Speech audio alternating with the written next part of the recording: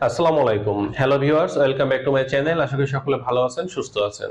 অনেক নারী এবং পুরুষ আপনারা জানতে চেয়েছিলেন যে ওরাল সেক্স কাকে বলে, এটা কিভাবে করে, এটা করা ঠিক না ভুল, এটা করলে কোনো রোগে আক্রান্ত হওয়ার ঝুঁকি আছে কিনা এবং এটা করার নিরাপদ উপায় কি। তো বন্ধুরা, চলুন চলে যাই মূল আলোচনায়। ওরাল সেক্স বা ওরাল সম্পর্ক বলতে আমরা সেটাই বুঝবো যে একজন নারী বা একজন পুরুষ তার পার্টনার, সঙ্গী বা সঙ্গিনীকে আদর, চুম্বন, চাকিং, লেহন এগুলো করার মাধ্যমে বা স্পর্শগত জায়গায় এগুলো করার মাধ্যমে তাকে যে উত্তেজনা দিয়ে থাকেন এবং চূড়ান্ত মুহূর্তে গিয়ে যে অর্গাজম বা বীর্যপাতের সুখ পেয়ে থাকেন, এটাকে মূলত বলা হয় ওরাল সম্পর্ক। এবার আসি যে এটা কিভাবে করে। বিশেষ করে একজন নারী যখন তার পার্টনার, পুরুষ পার্টনারকে এটা করে থাকেন, তখন দেখা যায় ওই পুরুষের ঘাড়, গলা, বগল, ব্রেস্ট, নিপল এবং তার যে পেনিস বা পেনিসের যে মুন্ডু থাকে, এই জায়গাগুলো আদর, চুম্বন, চাকিং, লেহন এগুলো করার মাধ্যমে তাকে যে বীর্যপাত ঘটানোর সুখটা দিয়ে থাকেন, এটাই হচ্ছে ওই পুরুষের বা ওই নারীর জন্য ওই সময়ে ওরাল সম্পর্ক।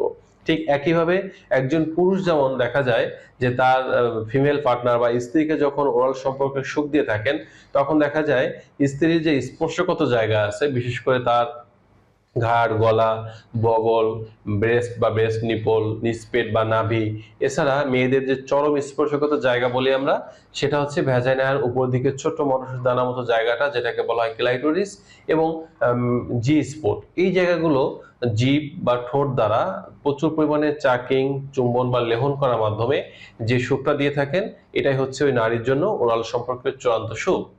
এবার আসি, অনেকের প্রশ্ন থাকে যে এটা করা ঠিক না ভুল। এই প্রশ্নটির উত্তরটা হচ্ছে যে আমরা দুইভাবে দিতে পারি। ধর্মীয় দৃষ্টিকোণ থেকে এটা না করাই ভালো, বা বলা হয়েছে এটা অশোভনীয় কাজ, এটা করার থেকে না করাটা ভালো বা নিরুৎসাহিত করা হয়েছে। আবার চিকিৎসা বিজ্ঞানের দৃষ্টিকোণ থেকে কিন্তু বিষয়টা ভিন্নভাবে দেখা হয়েছে। এখানে বলা হয়েছে যে এটা অবশ্যই আপনি করতে পারেন বা এটা আপনার করা উচিত, বিশেষ করে ফোরপ্লেতে যে কাজগুলো আমরা করতে বলি। এখন বিষয়টা হচ্ছে কখন আপনি বেশি করবেন? যখন স্বাভাবিকভাবে আপনি আপনার স্ত্রীকে অর্গাজমের সুখ দিতে ব্যর্থ হবেন। অর্থাৎ দেখা যাচ্ছে যে বাংলাদেশে ম্যাক্সিমাম পুরুষের যে সমস্যা থাকে, তারা দীর্ঘ সময় নিয়ে মিলন করতে পারেন না। অর্থাৎ অল্প সময়ের মধ্যে তাদের বীর্যপাত ঘটে যায়। দীর্ঘ সময় নিয়ে যে স্ত্রীর ভ্যাজাইনাতে পেনিট্রেশন করবেন সেটা করতে পারেন না। এই ক্ষেত্রে যদি আপনি ওরাল সম্পর্কটাকে বেছে নেন এবং স্ত্রীর স্পর্শগত জায়গা যদি আপনি এই ওরাল সম্পর্কের মাধ্যমে তাকে অর্গাজমের সুখ দিতে পারেন, তাহলে দেখা যায় দাম্পত্য সম্পর্কটা টিকিয়ে থাকে, স্ত্রী বিভিন্ন প্রকার পরকীয় সম্পর্কে লিপ্ত হওয়ার ঝুঁকি অনেকটা কমে যায়। ঠিক একইভাবে নারীরাও যদি দেখা যায় যে হয়তো তার শারীরিক কোনো কারণে যদি সে অক্ষম থাকেন, হাজব্যান্ডের সাথে পরিপূর্ণভাবে মিলন করতে না পারেন, সেক্ষেত্রে সেও কিন্তু ওরাল সম্পর্কের মাধ্যমে স্বামীর চাহিদা পূরণ করার মাধ্যমে দাম্পত্য জীবনটা বা যে স্বাভাবিক অবস্থাটা বজায় রাখতে পারেন।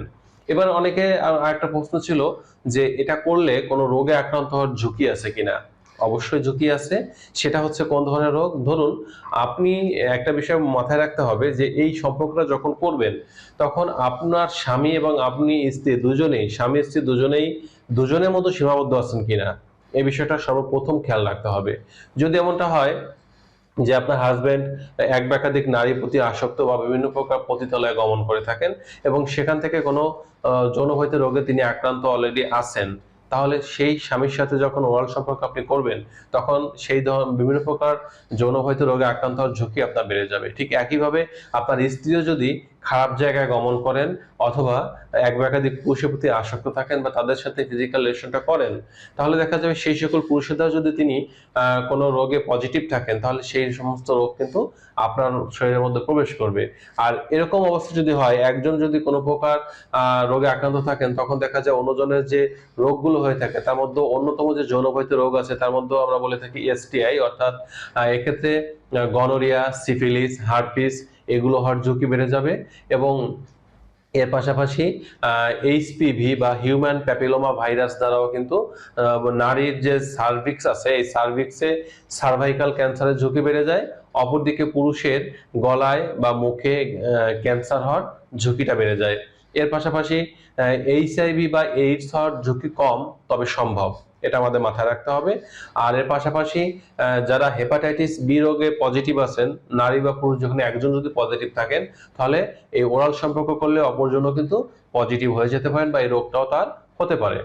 এবার আসি এটা করার নিরাপদ উপায়টা কি। নিরাপদ উপায়টা হচ্ছে যখন এটা করবেন তখন একটা বিষয়ে ওভার শিওর হতে হবে যে আপনার সঙ্গী বা সঙ্গিনী শুধুমাত্র আপনার মধ্যে সীমাবদ্ধ আছে, অন্য কোনো পুরুষের প্রতি বা অন্য কোনো নারীর প্রতি আসক্ত নেই বা কোনো প্রকার ঘনিষ্ঠ সম্পর্কে তিনি মিলিত হন না।